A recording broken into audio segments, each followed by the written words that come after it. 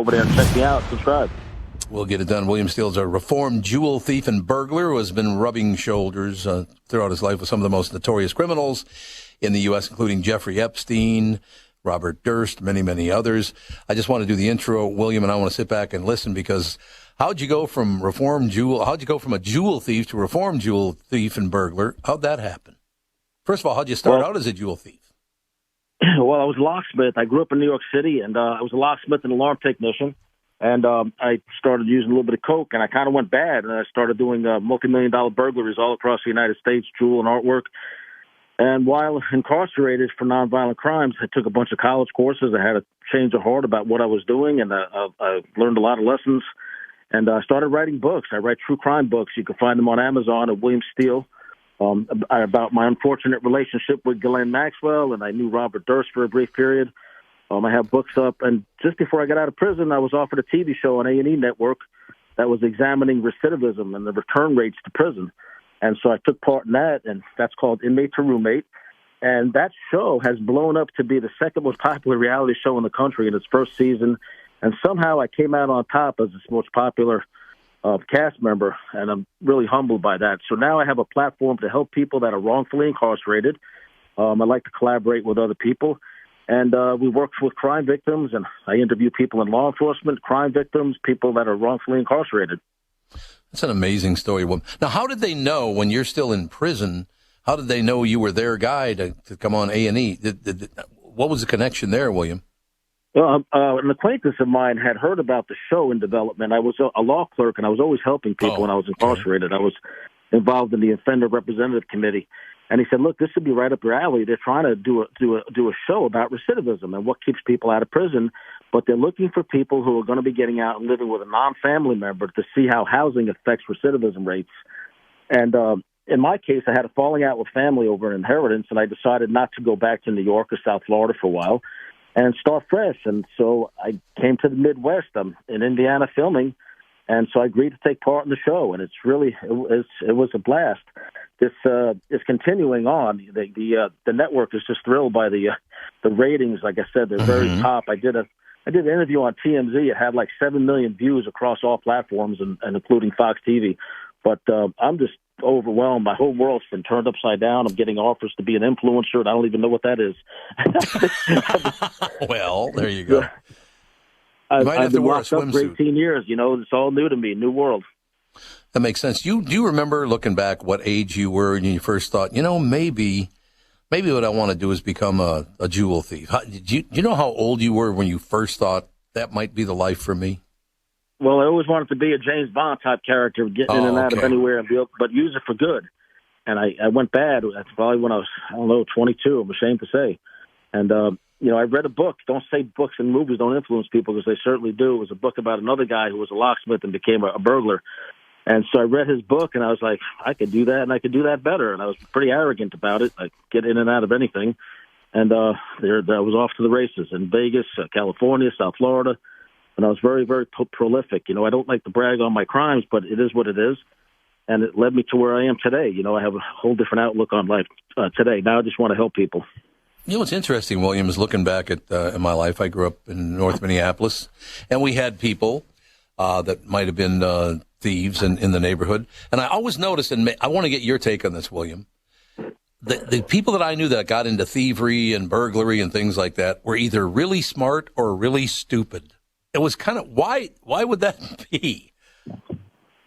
Well, I guess there's some people with skills that, unfortunately, like I had, that, hitting, bank vaults and safes and multi-million-dollar homes. And there's other people who are just maybe out of desperation doing it for drug money and all that. And so I guess there's, like anything else, there's different levels of experience or expertise.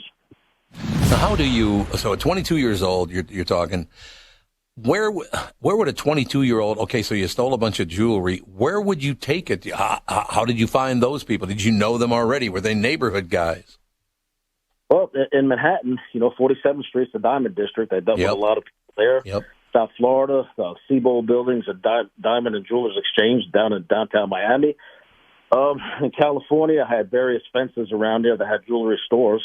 Obviously, I wouldn't put up IDs or anything, and I would generally just try to get their trust. And, I would maybe explain to them, hey, I have a piece that my grandma or my aunt wants to report stolen, and, but I need to get some cash for it.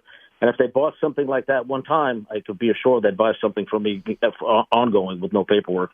Yeah, no question about it. How did you get to the point where you knew, let's say you broke into a business or whatever, how did you get to know what the real valuable stuff was? Well, it just comes with experience. I had a diamond testing a machine that's, also you have acid to test the gold, and you kind of know what to look for. With diamonds, there's always an air hole behind them when they're mounted, and there's certain thing you can look for, occlusions within the stones and all that. I had a jeweler's loop, which is the little magnifying glass, but in the house, if you're doing a burglary, you pretty much get what's there, or get the safe, and you get inside the safe, and then you worry about it when you get where you're going. Then you just sort through everything. Makes sense. By the way, I got to tell you, William, I'm looking at your promo picture. You're standing next to a fountain there, and you still have that look in your eye like, I don't know, I got to figure this guy out. You're kind of looking at me, even though it's a picture, you're looking at me like, what's this guy's deal? That was out in California. I was out in California for the Durst trial, and that was a beautiful pool over there, some publicity shots. But I hear you. I mean, I'll look at the shot, too. You guys can go to my website at WilliamSteeleAuthor.com. Check that out. My books are there as well.